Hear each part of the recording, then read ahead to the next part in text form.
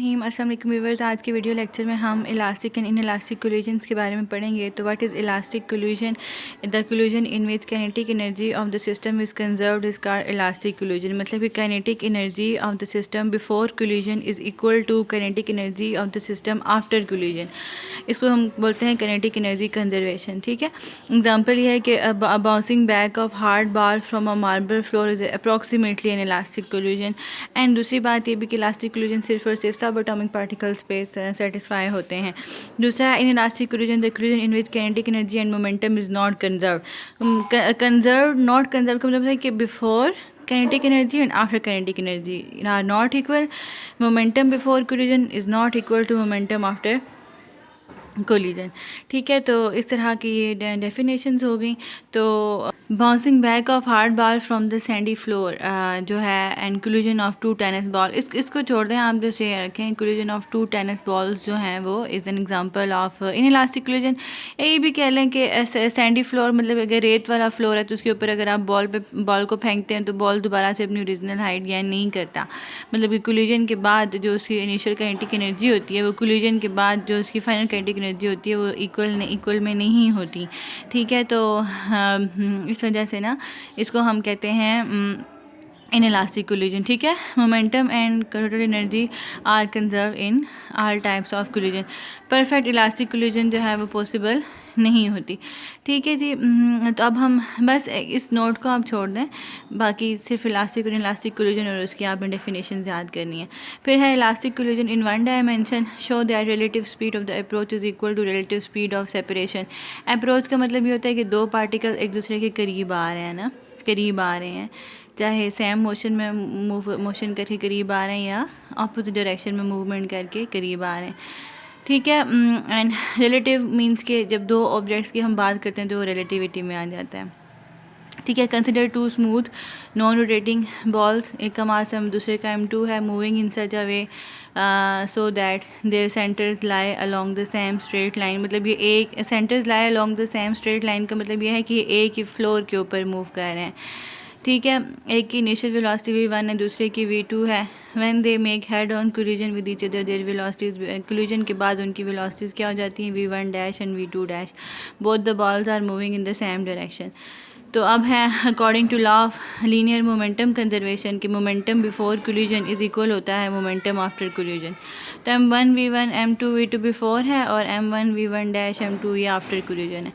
ठीक है, v1 वालों को एक साइड पे कर लें और v2 और v2 डैश को एक साइड पे करें। यहाँ से m1 कॉमन, यहाँ से m2 कॉमन निकाल लें तो ये आपके पास इक्वेशन नंबर 1 आ गई है। ठीक है, as collision is perfectly elastic so kinetic energy is also. अच्छा, हम जो है ना यहाँ पे इलास्टिक कोलिजन्स को डिस्कस कर रहे हैं। सो मोमेंटम भी कंजर्व है और दूसरे नंबर पे काइनेटिक एनर्जी भी कंजर्व है। मीन्स काइनेटिक एनर्जी कंजर्वेशन को हम मैथमेटिकली किस तरह से लिखते हैं, kinetic energy initial is equal to kinetic energy final.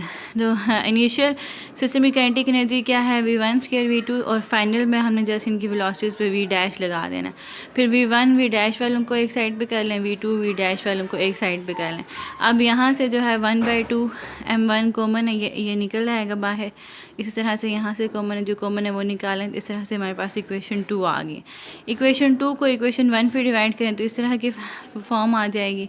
अच्छा, अब ये जो है ये A square minus B square वाला फार्मूला इस पर लगा सकते हैं। A square minus B square is equal to A minus B A plus B, जो हम फार्मूला पढ़ते हैं ना, A minus B A plus B. तो ये हमने ऐसे लगा दिया। इसी तरह से ये जो कैंसिल हो इसके ऊपर भी वो फार्मूला लगाया।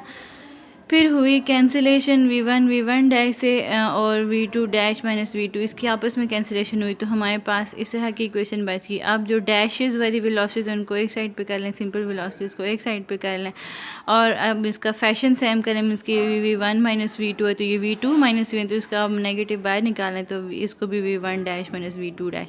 तो v1 v2 is the magnitude of the velocity of the first ball relative to the second ball before collision, और v1 dash ये जो है is the velocity of the second ball with respect to the first ball after collision. The relative speed of approach is equal to, तो ये speed of approach है ना is equal to relative speed of approach is equal to relative speed of separation। ये separation speed है और ये approach speed है। उसी टॉपिक के आगे कंटिन्यूएशन है, उसी टॉपिक की कंटिन्यूएशन है।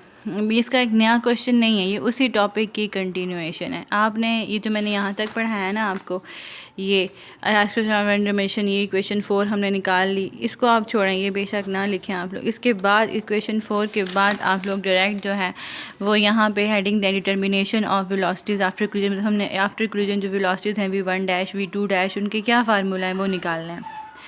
तो अब जो हमारे पास इक्वेशन है वो इस तरह से है ना, v1 minus v2 is equal to minus v1 dash minus v2 dash, इस तरह से ये इक्वेशन है। इसको मैं ऐसे लिख सकती हूँ, जो मैं पिछली इक्वेशन में बता रही हूँ, ठीक है, इक्वेशन नंबर 4 की मैं बात कर रही हूँ।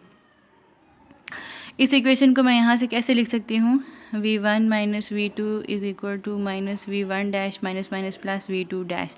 v2 डैश की वैल्यू निकाल लें, v1 minus v2 plus v1 dash is equal to v2 dash.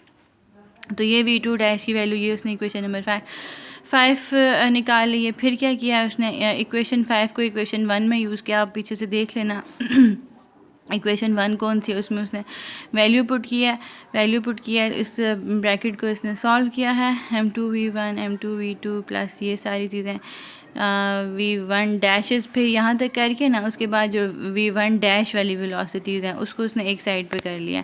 अब एक ये v1 डैश वाली वेलोसिटी है, एक ये v1 डैश वाली वेलोसिटी, इसको इसने एक साइड पे कर लिया, मतलब इसको इधर लेके ये जैसे उसने ना अभी बाकी सबको एक साइड पे रखा है और डैशेस वालों को एक साइड, क्योंकि हमने v1 डैश निकाली ना, वेलोसिटी आफ्टर कोलिजन निकालनी है। इसको सिंप्लीफाई करके आपके पास ये आ जाता है, ठीक है, और यहाँ से v1 डैश की आप वैल्यू निकालें तो ये निकल आएगी। उसके बाद है वेलोसिटी ऑफ मास m2, हमने v2 डैश निकालनी है, तो v2 डैश के लिए अगेन आप ये वाली इक्वेशन यूज़ करें, v2 dash v1 minus v2 को वैसे ही लिखें, और जो v1 डैश है ना उसकी वैल्यू आप यहाँ पे पुट कर दें, ये वाली वैल्यू यहाँ पे पुट कर दें। तो ये उसने वही वाली वैल्यू देखें पुट कर दिए, v1 डैश की ये वैल्यू उसने सारी पुट किया। अब क्या किया, अब उसने ये जो टर्म है, ये वाली टर्म और ये वाली टर्म, इन दोनों में से v1 कॉमन है, v1 बाहर लिखा, जब ये कॉमन निकला तो यहाँ पे पीछे रह गया 1 प्लस दिस, और फिर दूसरी टर्म जो है वो v2 है, तो v2 के साथ ही जो पॉजिटिव वाली टर्म है उसको पहले लिखा, नेगेटिव वाली को बाद में लिखा। अब यहाँ पे एलसीएम बन जाएगा ना m1 प्लस m2, तो एलसीएम जब बन गया है तो एलसीएम इसको सॉल्व करें, आप को बड़ी अच्छी मैथमेटिक्स आती है, ठीक है। यहाँ पे जो चीज़ें कटिंग होती हैं उनको कट करें तो ये आ जाएगा, और v2 डैश आपके। अब ये जो दो फार्मूलाज है ना, v1 डैश v2 डैश, इसको आपने बहुत ज़्यादा प्रैक्टिस करनी है, ठीक है। ये आपको ज़ुबानी याद होने चाहिए। आपको न्यूमेरिकल्स में पूछ सकते हैं कि find out m1 is this much, m2 is this much, v1 is this much, v2 is that much, find out the velocities v1 dash and v2 dash, find out the velocities after collisions. So आपको ये फार्मूले याद होने चाहिए। Practice this question a lot because this is a very important question, and memorise these two formulas.